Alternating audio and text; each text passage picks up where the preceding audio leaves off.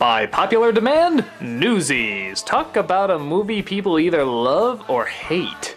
Many of the people I talk to usually have a strong opinion about this movie. It wasn't a critical hit, it wasn't really a box office hit either, but it's gotten a little bit of a cult following over the years. Mostly among girls and young women. The majority of other people seem to really find it annoying and obnoxious, and yeah, I'd be lying if I said I didn't kind of feel that way too, but I don't think it's as black and white as others are making it out to be. It's not something to be ignored or hated, it is something to look at.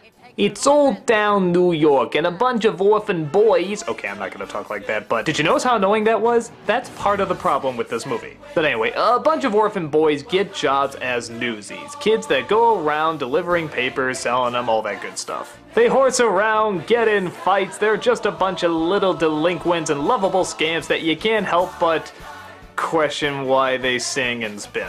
Seeing the problem yet? Okay, well let's keep going. Child labor laws and unions are threatened when the cost of papers for the boys to sell goes up. So the boys, led by a very young Christian Bale, go on strike and try to see how many people they can get in their cause. At first, it gets no clout, but through a lot of protesting and riling things up, a lot of people, including a reporter, start to get involved and try spreading the word. But that doesn't stop an evil corporate head named Mr. Pulitzer to try to silence them and bring them down for good.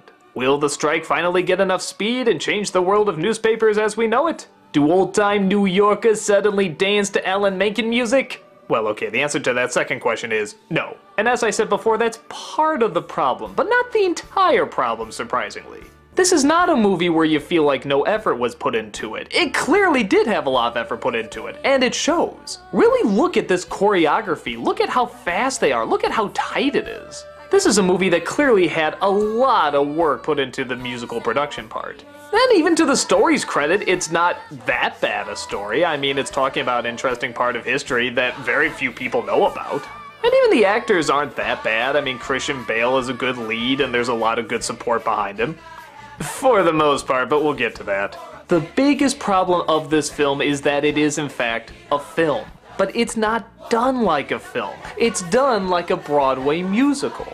And you might be thinking, what's wrong with that? Hell, there's a lot of Broadway musicals that were turned into films. The difference is when that happened, they had to make changes. They did this because Broadway audiences are different from movie-going audiences. And with good reason. In a Broadway show, an actor really has to project, really has to emote, and really has to act big in order for the audience all the way in the back row to hear him, as well as feel the emotion he or she is going through. That creates a very distinct kind of acting that's welcomed in theater, but kind of odd in movies.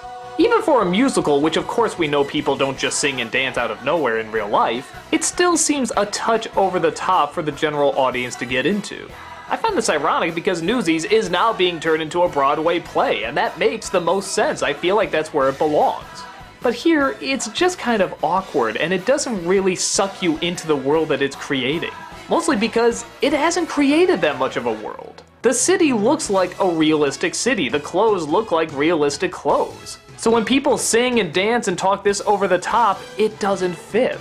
If they did something more similar to what Chicago did, where they really bring in the fantasy and the illusion and the surrealness of it, it might have had a better chance. But as is, the majority of the scenes are just waiting for the songs to come and go and not really express that much and be a little catchy. I mean, they're not awful songs, but they sort of have that typical Broadway sound that for a movie audience kind of creates a barrier for. In film, you can get close-ups, you can do zoom-ins, you can pan back, you can do all these cool tricks with the camera, but everything is shot at a distance. Again, like it's a Broadway show, and that's not what we're watching. So, the over-the-top songs and over-the-top acting would work if it was in an over-the-top environment, but it's not. It's trying to make it look like a historical-looking New York of the past. And if you don't want to see a movie and instead want to see a Broadway show that has a touch of a cinematic look, then you'll like this movie fine. I think that's why so many girls and young women do get into it. Many are Broadway fans. But if you're looking for a better balance, say like what Fiddler on the Roof did, this one relishes its over-the-top feel-good attitude a little too much and comes off unbelievably corny. So I do kind of feel bad for not liking the film because it's very clear that people worked very hard on it. The music's not bad music, the dancing is good, and for what the actors were told to do, they do it fine. It's just in the wrong medium.